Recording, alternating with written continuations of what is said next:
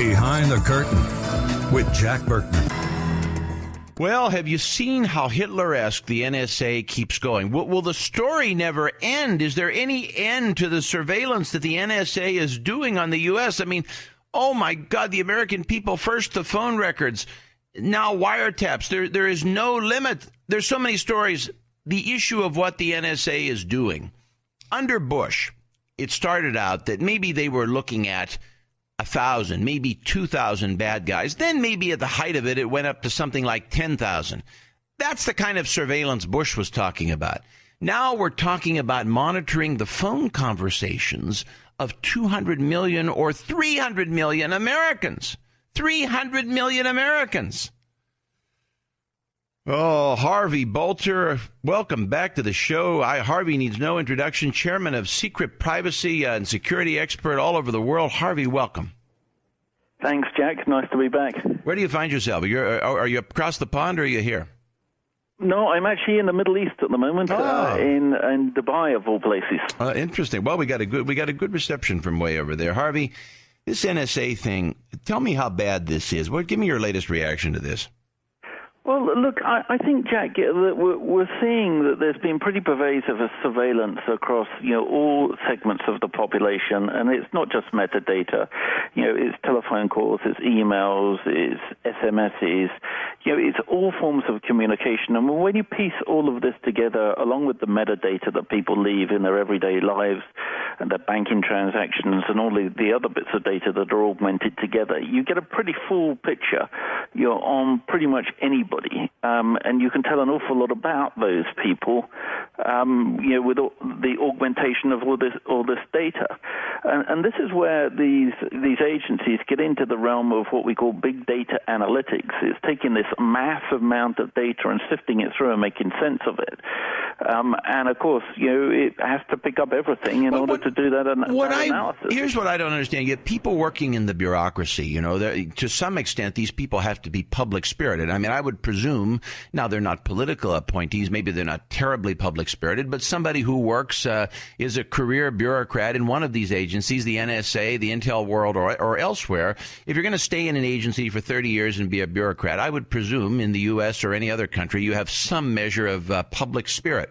What I don't understand is why, given that, why do they need to be told about the importance of liberty? You would think these people would naturally understand the libertarian concern and the importance of liberty and would always want to balance that. But I don't understand why this crop of people is driving us in this Hitler-esque direction. You would think people like Obama would get resistance.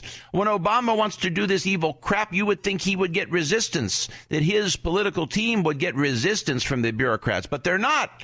They're finding a lot of cooperative people for this, aren't they?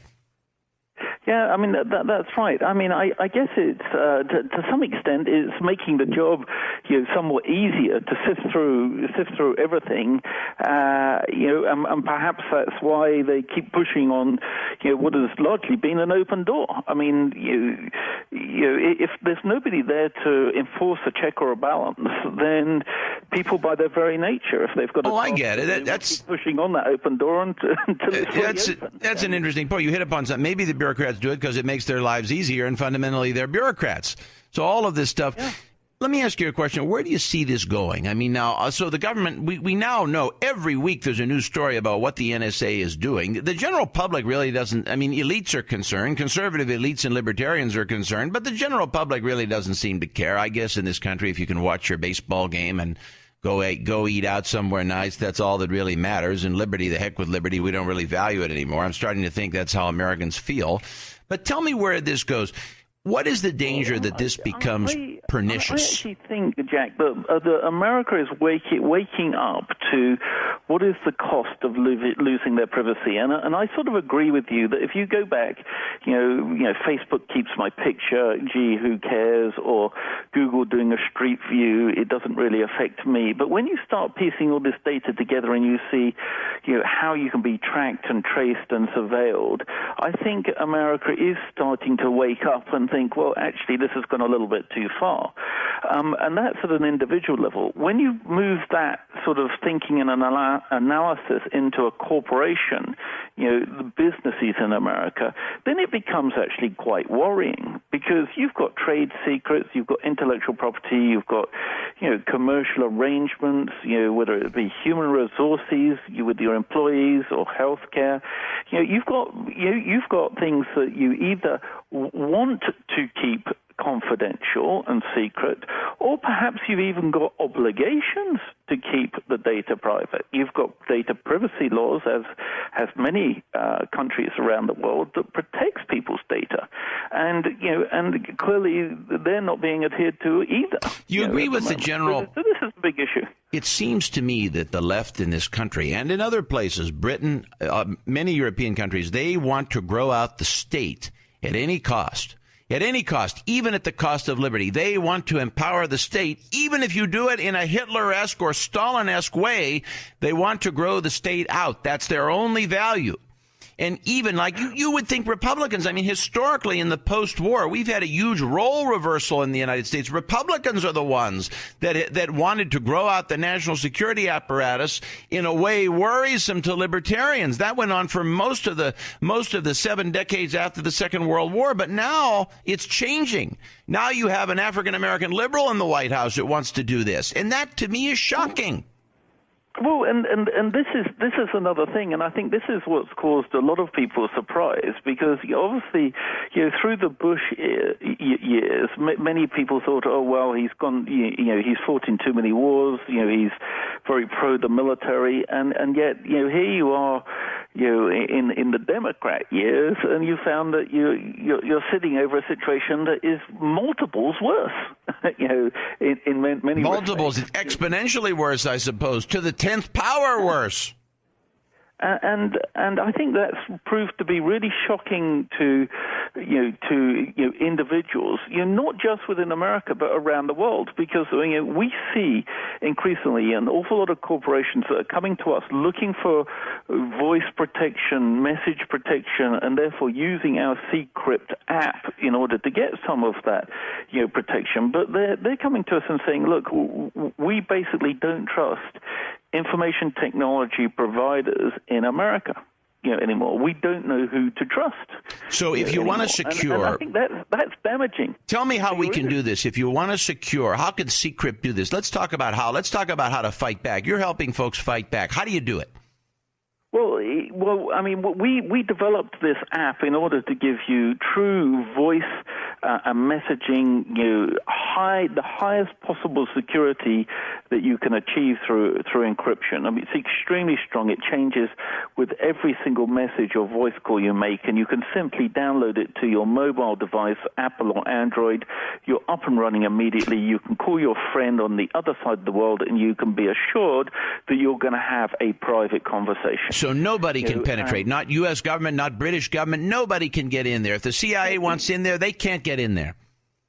It's exponentially difficult to break this level of encryption. And, of course, if you have to do it, if you're going to spend years doing it for one call, the minute I make another call, you've got to spend years and years doing it again for the next call. And you have to remember, we might have millions of messages or sessions, as we call them, going through servers, in a week. So which one do you pick? I mean, it's incredibly difficult, to do. So it's just not practical to even attempt to break it. So we're offering, a good level of protection, and we're seeing massive take-up from corporates, particularly corporates like the oil and gas sector, who do business in Africa and the Middle East and North Africa, from humanitarian agencies, from different governments around the world. We have one royal family in Europe that uses it, defense contractors, people who have valuable information to protect are basically downloading this and adopting it.